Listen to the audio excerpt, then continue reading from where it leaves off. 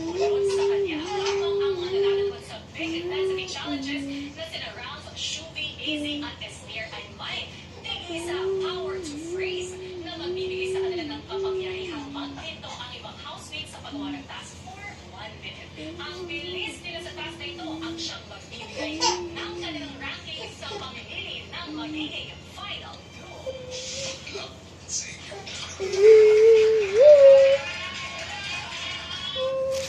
So if you are looking for a gift to give any toddlers or elementary school kids, this would be perfect for kids ages 2 to 8. I personally love all of the fun games, activities, and lessons that are really interactive and can hold your kids' attention.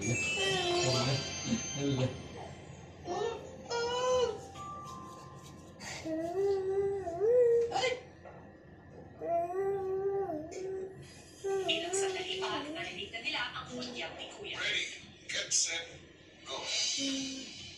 The fact na may advantage po ako para sa task na to, I'm very blessed, I'm very lucky to have that. It just made me want to work harder. It made me not want to put it to waste. I really made sure to memorize what stuck out to me the most. Whether it was yung salamin nila, yung kulay po ng buhok, yung kulay po ng damit, parang madali ko na po talaga maalala ko yan. Matapos ang second advantage ni Ralph, pumunta na rin si Shubi sa first station.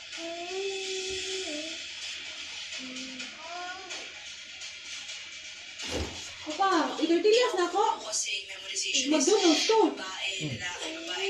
Adi, sa gula ng itlog ang noodles. Eh, ikaw, anak ka ba? Ako siya masyadong nakitas at Hindi ka na mag-noodles? Sige na. Anong pa noodles ako? talaga ako din kuya kahit nandun na sa tikla. Korean ito ang noodles. Wala ka. Sabay mo yung mga Ay, anak ka, kakulang ko na. Si Sen, kay pansot mo na. Kanto na ko. Ay, ako hindi, tortillas ang tulo. Kaya pa si Sen sa dami.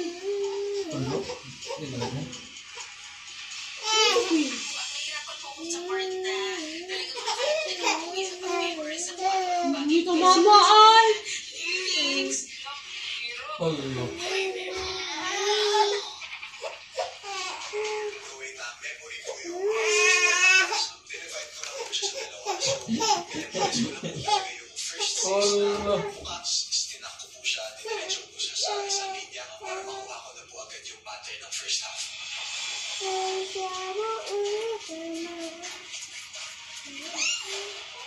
And then she repeated that for the second half.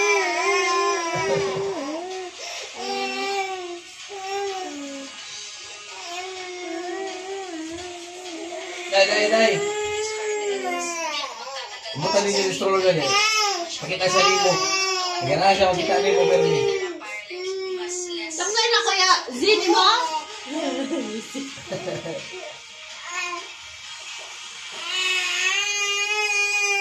Gigit ka ni mama, gigit ka ni mama. Inamama sa inamama. Para ko gusto na kayo na mama. Papa. Mama. Papa. Ay, ano yung maka sa outside na kat? Sa outside God.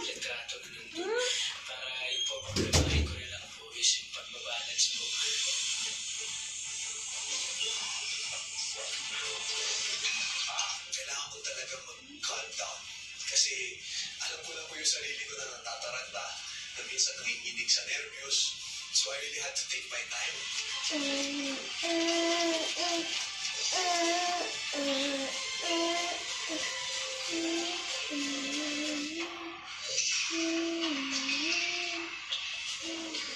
May disadvantage na ako. 11th place ako, approximately may 3-minute head start ng mga iba. Basta yung importante, matapos ko yung task na ito. Sa pagdala po ng handheld bars is really stability kuya sa core. I made sure kuya na yung grip ko hindi po sobrang lakas.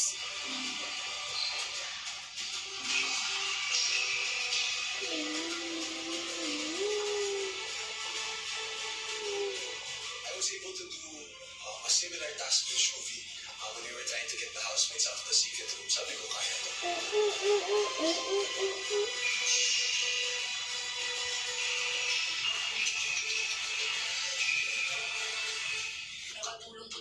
sobra yung training namin with the previous tasks. Kasi po medyo may feel na po ako on how to do it.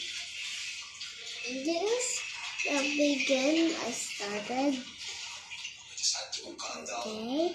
go slow and steady, not rush anything. This is the first.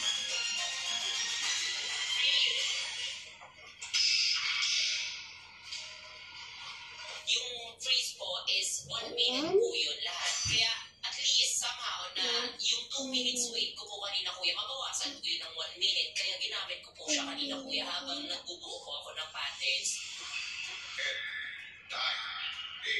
Sa journey ko po talaga, the fact na I was able to come back here, I did not want to waste a single second, a single opportunity that I was given. 2, 1, unfreeze.